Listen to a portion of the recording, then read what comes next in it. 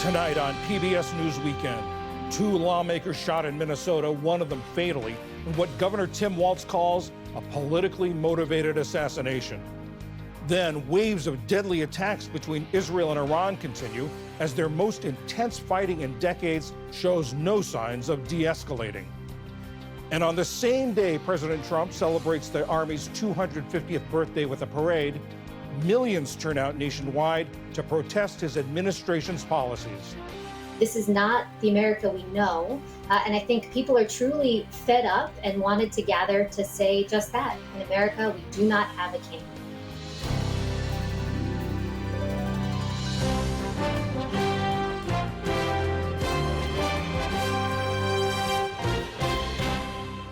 Major funding for PBS News Weekend has been provided by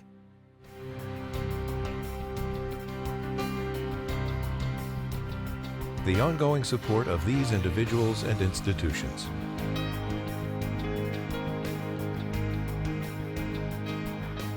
And friends of the NewsHour.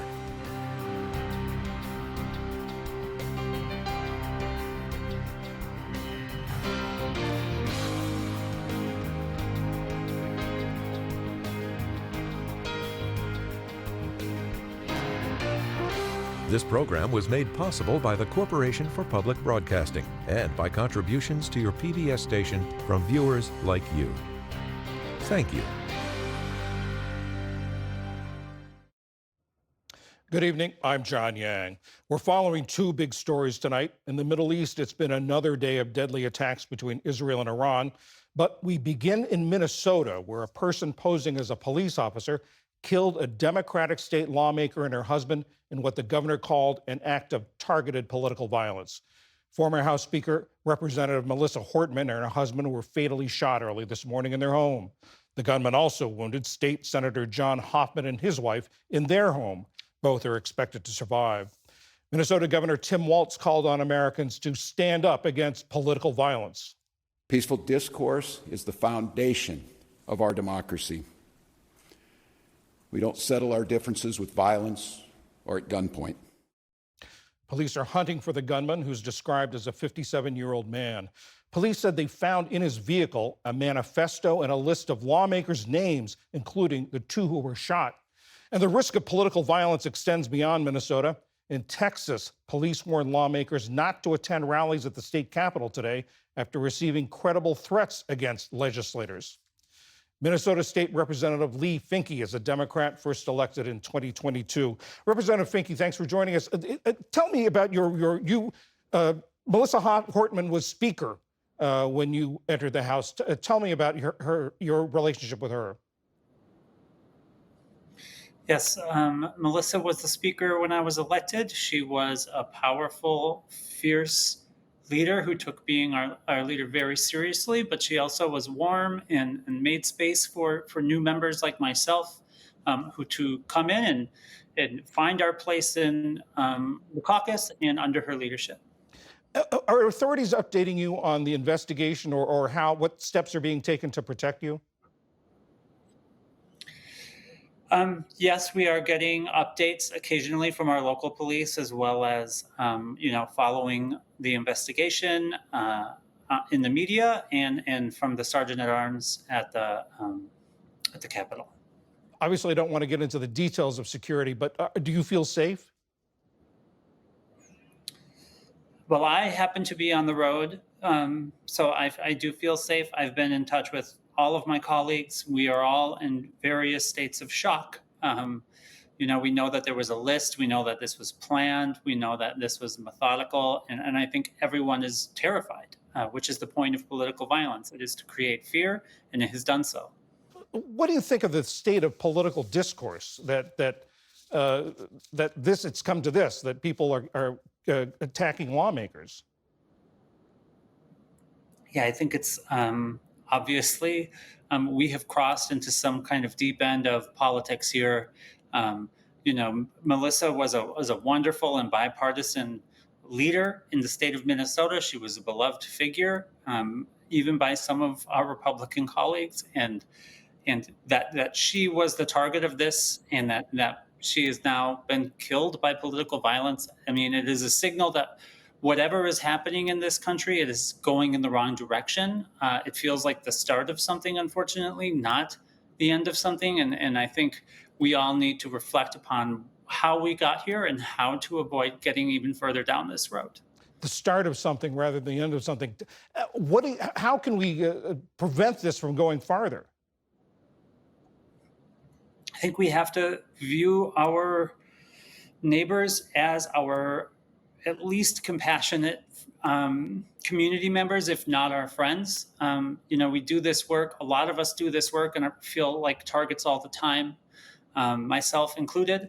I think that there is no doubt that if we do not start to see the humanity in all of our neighbors, we are going to continue down this road. And unfortunately, there is great political stock right now in alienating and othering people rather than in welcoming them into our lives. And I think that is the heart of this problem.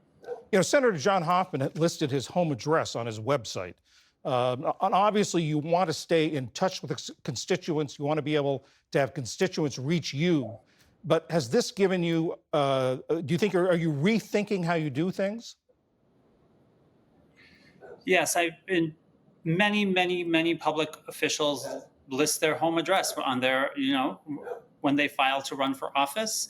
There are measures that people can take, measures that I have taken to keep my home address private when I first ran for office. Those who are targeted or have a reason to, I think everyone needs to take seriously the threat to public officials. We legislated the threat to judges and other judicial professional staff members in the state of Minnesota this year. And even during that debate, I remember thinking that we should be thinking about how to keep everyone safe, not just our judges, even our legislators. Obviously, we need to do more to keep private and safe everybody who is serving the public. What do you think it's going to be like when you return to the chamber, when you're back in session? What it's going to feel like in there?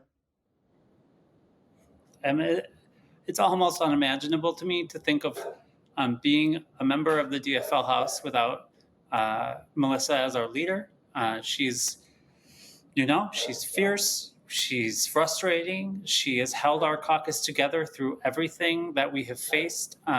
She is really the face of the work that we do. And I haven't even started to imagine what it will be like when we get back in office without her, but I know that it's going to be very difficult and that the DFL in Minnesota is changed forever after this tragedy. Representative Lee Finke, thank you very much, and our condolences on this very difficult day. Thank you. And now to the Middle East, where Israel and Iran have traded more missile strikes. Iran State TV reported that about 60 people, including 20 children, were killed by an Israeli strike on a housing complex in Tehran. In Israel, Iranian missiles and drones have killed 3 and wounded dozens. Drone footage from south of Tel Aviv shows the damage there. The 6th round of U.S.-Iran talks in Oman on Tehran's nuclear program, scheduled for tomorrow, have been canceled. Daniel Shapiro was U.S. ambassador to Israel from 2011 to 2017. Mr. Ambassador, Israel says one of their main goals is to destroy Iran's ability to create a nuclear weapon. Can the Israeli military, does it have the capability to do that by itself? Israel has already, since it started these strikes 48 hours ago, done significant damage to the Iranian nuclear program. They've struck the Natanz enrichment facility, perhaps destroyed it. They're attacking another facility in Esfahan. But the big question is, do they have the capability to take out the deeply buried underground facility called Fordo? That has generally been assessed to be reachable only by heavy bombs and strategic bombers that only the United States possesses. But I wouldn't underestimate Israel's ability to find solutions. They've shown incredible ingenuity and creativity in pager and beeper attacks against Hezbollah, in attacking a weapons facility in Syria, and even in these strikes in smuggling drones into Iran that it used in the early hours. So they may have solutions and surprises that we haven't thought of, but that's really the key test. Can they destroy, or would somebody else help them destroy the Fordo underground facility? Where is Iran's retaliation going to go? Can they escalate what they've been doing? They've been but they've been sending missiles and drones in. Is there more in their back pocket, as it were? Iran could escalate more. Until now, they've mostly used ballistic missiles against Israel. Some have gotten through the Israeli air defenses, which are supplemented by American air defenses. They've caused some casualties, but they haven't caused real strategic damage, at least that we're aware of. What they might try to do, especially as that inventory of ballistic missiles goes down, is turn toward energy targets in the Gulf. They blame Gulf countries, just as they blame the United States, for supporting Israel, even though those countries have distanced themselves from this attack. But if they decide to blockade the Strait of Hormuz, if they decide to hit some of their neighbors' energy targets, or even if they decide to hit American military bases in the Gulf, that would be a big escalation. How likely is that last point? They're targeting U.S. military bases. I think it's unlikely in the near term because they don't want the United States to get involved in this war. They understand the United States would bring even heavier capabilities, and particularly that toward that very special nuclear facility in Fordo, if it got involved. So their goal is to keep the United States out. Obviously, strikes against U.S. targets would almost certainly bring reprisals from the United States. Israel said that Iran hitting or targeting civilian areas in Israel crossed a red line. Here's Prime Minister Benjamin Netanyahu. We have paved a path to Tehran. We will hit every site and every target of the Ayatollah's regime, and what they have felt so far is nothing compared to what they will be handed in the coming days. Nothing compared to what they'll be handed. As this continues, Israel says it's only been targeting military and nuclear sites. As the escalation goes on, could that change? Well, I think that's their goal. Their goal is to prevent Iran from ever having the capability to build a nuclear weapon, so it's the nuclear sites. Their other goal is to prevent Iran from having the ballistic missile capability to target Israel as it's been doing. And they generally want to degrade the regime and the military and the Iranian Republican Guard Corps that has been the shock troops that have supported all the terrorist proxies that have attacked Israel through the years. So they have many targets they haven't yet hit. They've hit senior military and IRGC and scientists, leaders as part of this early wave. I think there are many more such targets they could go after that they think might shake the foundations of the regime. The Prime Minister also at one point this week addressed the people of Iran. Is regime change possible? I don't think regime change is a realistic goal and probably not even a legitimate goal to try to pursue through military means, whether by Israel or the United States or others. But we do know that the Iranian people, many of them, view this regime as a deeply brutal, corrupt, mismanaged regime that has made their lives miserable, that has squandered many resources toward wars against Israel that do nothing to improve their lives. So there could come a tipping point when pressure from outside gives strength and gives encouragement to Iranian people on the inside to turn against the regime. And so we can't rule out the possibility, just as it happened in Syria earlier in this drama several months ago, that the Iranian regime could face a moment of truth. President Trump seems to be suggesting that what Iran is going through may push them at the negotiating table. Negotiations were called off this weekend. Could Iran return to the table after this? Well, they could. They won't in the first days of this. That would look like a capitulation. And the standard that President Trump has set for those negotiations is that Iran eliminate its nuclear enrichment program. And that's really a key demand, because as long as they retain that capability, they basically retain the ability to build a nuclear weapon. It's too dangerous to let them have it. So if they're willing to come back to the table on that basis, maybe there's room for talks. They may only be willing if they fear that Israel, or even if the United States, might bring military pressure to bear to actually destroy the last remaining nuclear facilities they have. Former Ambassador Daniel Shapiro, thank you very much. Thank you. In tonight's other news, in India, recovery teams are working to identify the remains of the victims of this week's Air India crash so they can be reunited with their families. The death toll stands at 270. 241 of them were on board the Boeing 787 Dreamliner, and at least 29 were on the ground. Hundreds of victims' relatives have traveled to hospitals in Ahmedabad to provide DNA samples. Investigators say DNA identification takes at least 72 hours.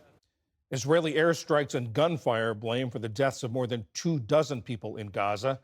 Medics in central Gaza say at least half of the 35 people killed were shot as they approached a food distribution site run by the U.S.-backed Gaza Humanitarian Foundation. The United Nations says the foundation is not neutral and accuses it of weaponizing aid. And parts of Alaska will be under a heat advisory for the first time ever. The National Weather Service issued the alert for Fairbanks, Alaska, for Sunday through Monday, when the temperature is forecast to hit 85 degrees. Many homes and businesses in the state don't have air conditioning. The Weather Service has changed how it issues alerts to clearly communicate possible danger. Still to come on PBS News Weekend, nationwide demonstrations against Trump administration policies. And the White House celebrates 250 years of the U.S. Army with a massive parade. This is PBS News Weekend from the David M. Rubenstein studio at WETA in Washington, home of the PBS NewsHour, weeknights on PBS. There have been rallies across the country opposing President Trump's agenda on the day of the president's military parade. They cap a week of demonstrations against immigration raids that began in Los Angeles and spread nationwide. Today's events in about 2,000 cities and towns were organized by the No Kings movement, which calls the administration's actions authoritarian. There were rallies near Mr. Trump's Mar-a-Lago residence in West Palm Beach, Florida. No ICE! No KKK! No fascist USA! In Boston, where it was raining. In Atlanta, with Proud Boy counter-protesters looking on. And in Philadelphia, at the flagship No Kings rally. Local officials urged protesters to demonstrate peacefully and avoid blocking roads. The No Kings protests were organized by a coalition of groups. Lisa Gilbert is co-president of one of them, Public Citizen, a progressive advocacy group. Lisa, what have you been hearing from across the country about crowd turnout and that sort of thing? It's been amazing. We've seen, as you mentioned, 2,000 plus events, millions of people turning out peacefully to say, in America, we don't have a king. In America, we're a democracy. It's been amazing and inspiring, frankly. So no reports of any problems, no violence, no counter-protesters? Very limited counter-protesting and absolutely no violence. We've been very clear with folks, events. Everyone is turning out with the same message that we've seen authoritarian excess and corruption in the Trump administration. We're watching them crack down on free speech, detaining people for political positions, and that's just not what America is all about. And people have really hewed to that message and been very clear and safe. There was no Kings event scheduled for Washington. Why was that? That's right. Well, as you know, in Washington, the president is simultaneously holding his bombastic birthday military parade. We wanted to make clear that we're not protesting the military. We are instead protesting the administration's authoritarian actions. We didn't want to stand in front of the military parade, but instead have a split screen showing what the president is wasting taxpayer dollars on here in Washington and what everyone everywhere else in the country is calling for. An America they can believe in, a democracy they trust. In the pictures we've seen from the rallies across the country, we hear a variety of chants, we see a variety of signs. Is there one specific message or objective today? I mean, I think the main message is just they've gone too far. You know, America is predicated on the idea that we all have a voice. We all have a say. We've been watching attacks on universities, on nonprofits, on judges. You know, this is not the America we know. And I think people are truly fed up and wanted to gather to say just that. In America, we do not have a king. This follows the hands-off protest in April, the May Day protest. Are there more planned? What's next for this coalition? It's a great question. Yes, it's been a crescendo of action. I think more and more people, each time we organize, turn out and show their discomfort with what is happening in our country. Looking ahead, we'll see organizing on Juneteenth. We'll see organizing on later on in the summer around Labor Day. We expect to organize whenever we need to in a rapid response manner as well. Obviously, it's been a challenging week with what has been happening in California. We're worried about what the administration has been doing. So I would anticipate the crescendo will continue and we'll see more and more organizing and people out in the streets. I have to ask you, as you may know, there was a terrible attack on lawmakers in Minnesota today, a targeted attack, according to the governor. Do you have any concerns about the rhetoric as you protest on both sides, the rhetoric being incendiary? Well, first, what happened in Minnesota was a huge tragedy. All of the No Kings protests in that state were canceled out of respect for what occurred. Certainly I can only speak for what's happening on our side, the side that is talking about democracy. I think we're being very clear. Our messaging is about, what we actually want the country to stand for. It's not violent. It's peaceful in every regard. And so we can only control that. And we're trying very hard to do so. Lisa Gilbert, thank you very much. Thanks for having me.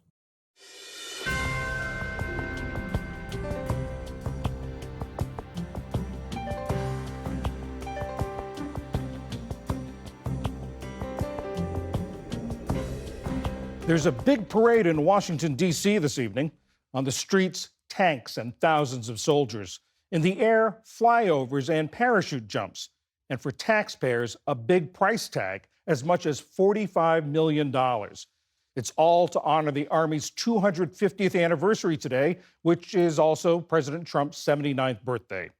Richard Cohn is a professor emeritus at the University of North Carolina at Chapel Hill and a former chief of Air Force history at the Pentagon. Mr. Cohn, we've had military parades in the past, not a lot of them. The last one was in 1991 after the first Gulf War. Put this into some perspective for us.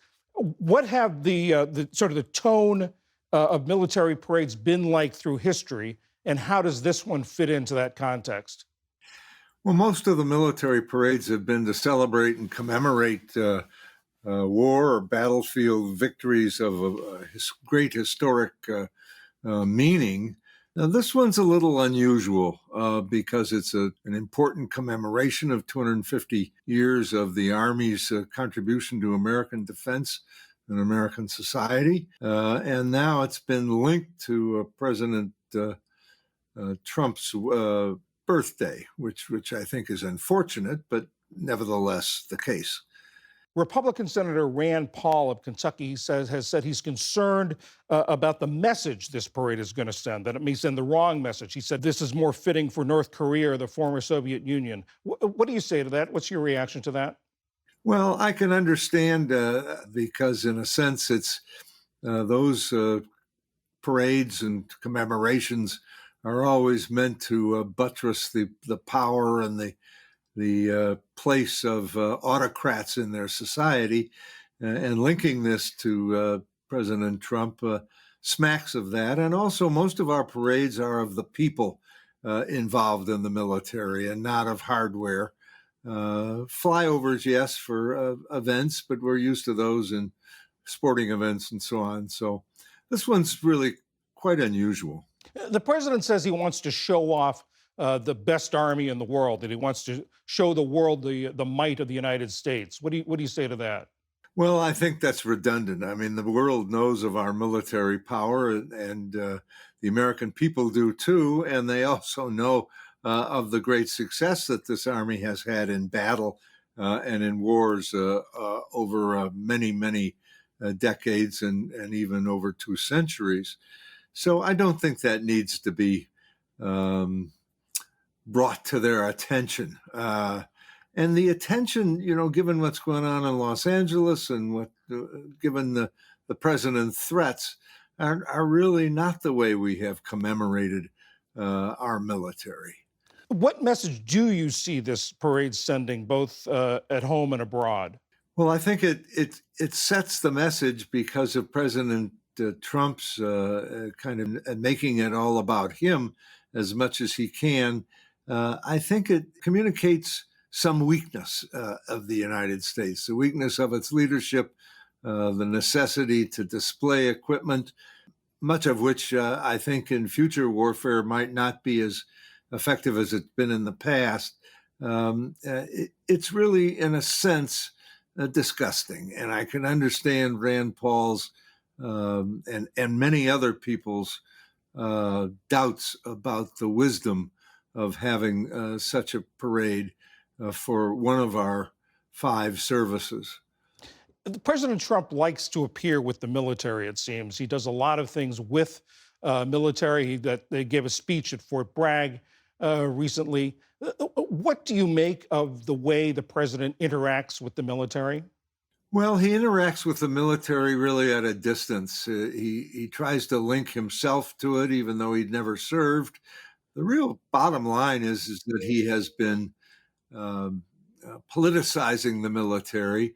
If you look at his speeches, West Point, Fort Bragg, they're really much of it is wandering and inappropriate, and not the commemoration and talking about the military, talking about the American people's sacrifices in the military and the other important parts of military service to American society.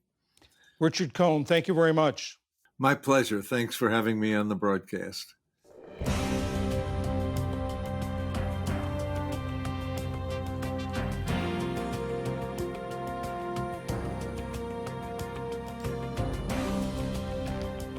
And that is PBS News Weekend for this Saturday.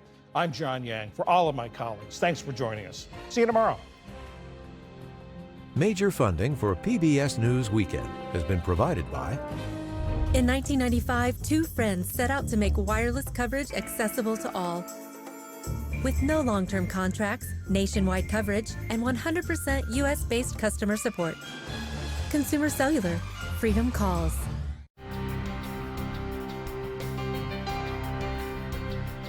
the ongoing support of these individuals and institutions.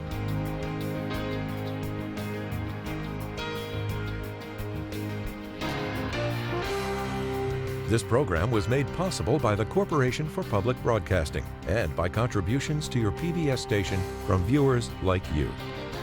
Thank you.